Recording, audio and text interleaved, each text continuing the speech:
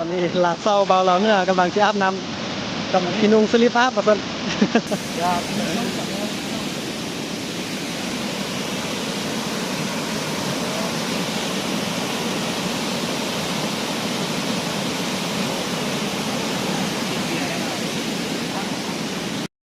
นี่คุณมาทำอะไรที่นี่ ทุกคนอาจจะแปลกใจว่าอันนี้มันเป็นอหย่างเนาะมานั่งแบบแค่เขาเป็นเจ้าของทุกคนอาจจะโมโห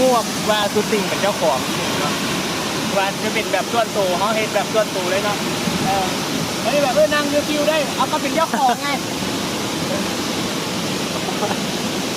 โม่อะไรเนี่ยตอนนี้ที่ลบไง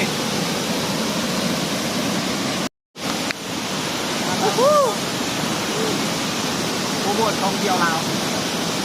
ไม่นอนเลยมาได้มาได้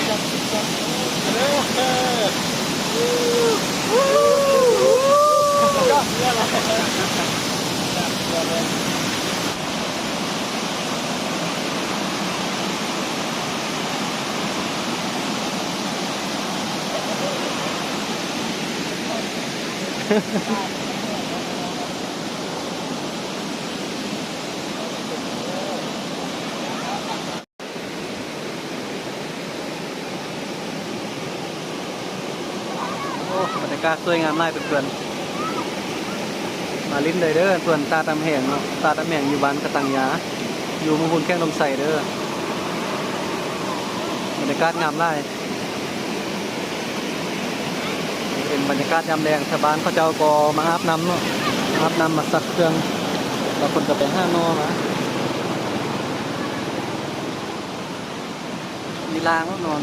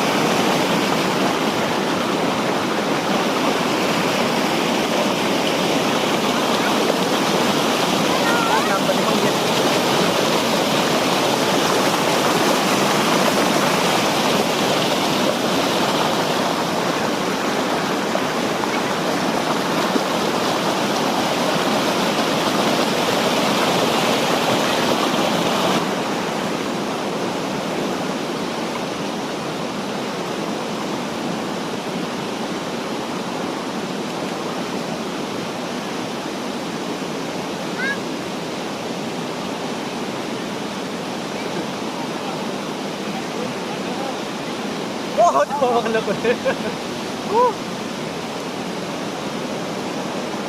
ว้าวติดขวบข้ามมาเลยยอดบรรยากาศดีไล่เพื่อนพูดน้ำบักเย็น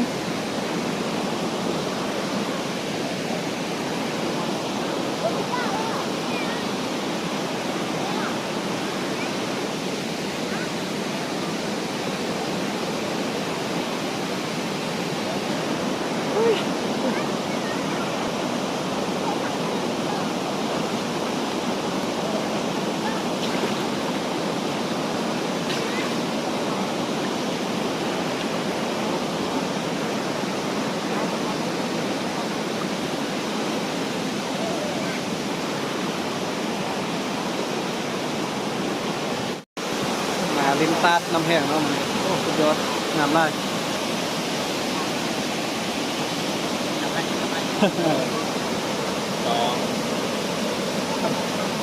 อยากได้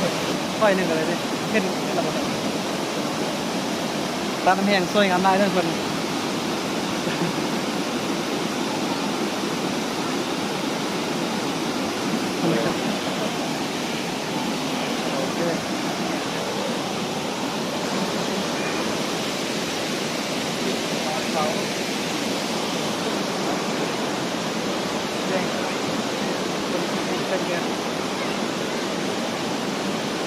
สบายดีเด้อพ่อแม่น้องสบายดีแล้ววันนี้เข้าเหรอ ไทยแบบเก็บโจไป รีโน่5ตัวเจ๊งเหรอรีโน่7ยังเจ๊งเลยอีกแล้วโอ้ยซื้อรถครับ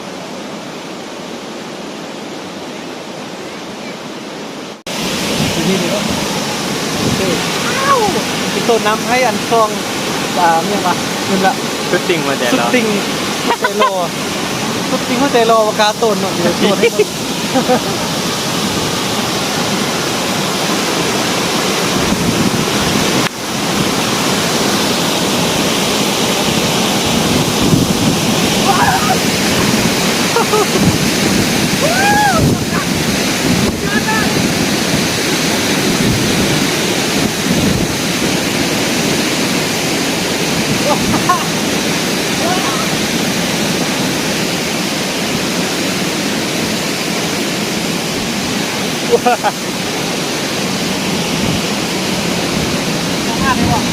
นะ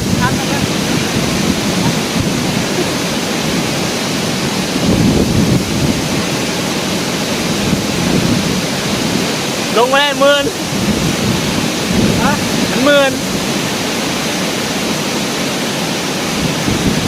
ตัวมันเรียบ เปลี่ยน ตัวร้านค้าจะน่าเบิร์นพอแล้ว หน้ามันเป็นอย่าง ฮะ หน้ามันเป็นอย่าง เราทีมงานประคับน้อยด้านนั้นต้น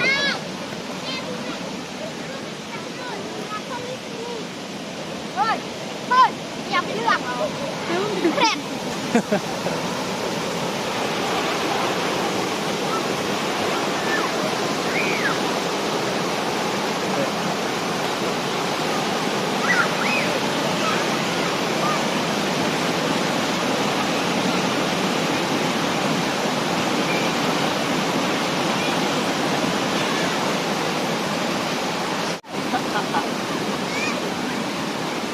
อันนี้เรโน่5ไฟเรโน่7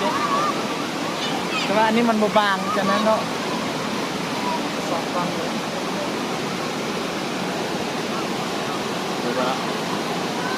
มีบทปรับ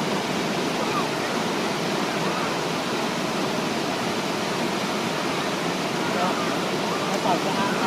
สามารถแล้ว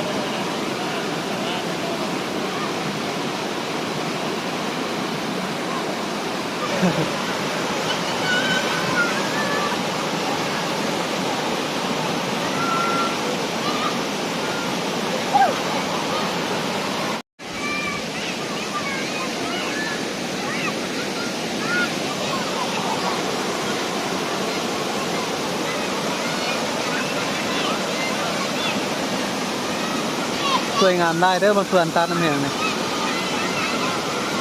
สุดยอดเนาะ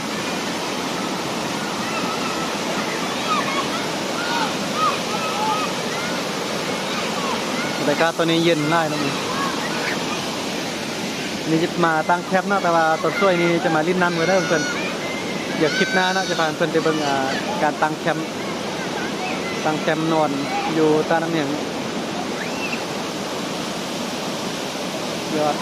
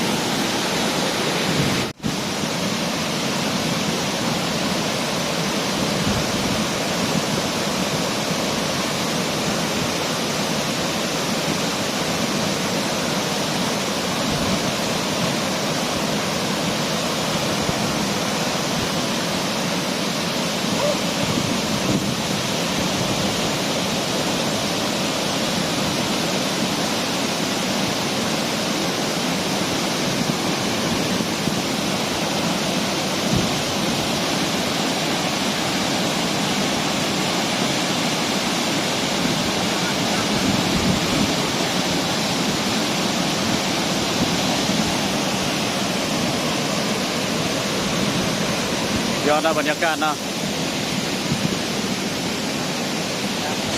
สำหรับคลิปนี้ก็บ่มีหยังไล่เพื่อนๆจะพาเพื่อนๆมาตั้งแคมป์เนาะแต่ว่า คลิปนี้เดียวจะจบเพียงเท่านี้ก็เนาะเพราะว่าเนี่ยลืมแล้ว อยากให้เห็นอย่างเกี่ยวกับคอนเทนต์อื่นๆเนาะ คอมเมนต์กันเข้ามาได้เนาะคอมเมนต์เข้ามาเลยเนาะว่าอยากให้เห็นอย่างเกี่ยวกับนี้เนาะมื้อนี้เขาก็มาแบบทายเล่นตาดให้เบิ่งเนาะถ้าอยากให้กิจกรรมอื่นๆแม่นกดไลค์กดแชร์เข้ามาคอมเมนต์เข้ามาเนาะเดี๋ยวเขาจัดให้เนาะ มีแต่สำหรับคลิปนี้ก็มาลิ้นน้ำเนาะมาลิ้นน้ำตาดน้ำแหงแต่ว่าคลิปหน้าเด้อเพื่อนคลิปหน้าเดี๋ยวจะพาเพื่อนมาเนี่ยกลางตินเนาะอันนั้นไว้คลิปหน้า สำหรับคลิปนี้มีแต่มาลิ้นน้ำเดี๋ยวเจ้าหน้าก็ต้องเข้าใจเพื่อนๆเนาะที่ว่าเบิ่งแต่ต้นจนจบคลิปเลยนะเพื่อนวันนี้ก็มา4คนแต่ว่าเข้าเจ้ายังไปอาบน้ำ บ๊ายบาย โอเคเราเจอกันใหม่คลิปต่อไปเพื่อนเจอกันเด้อคลิปหน้านี่เฮ็ดกลางเต็นท์นอนเพื่อนนอนอยู่ป่าเลยเนาะนอนอยู่ป่าพี่ล่ะนอนอยู่กองต้นไม้ใหญ่ โอเคเพื่อนเจอกันใหม่คลิปต่อไป Let's go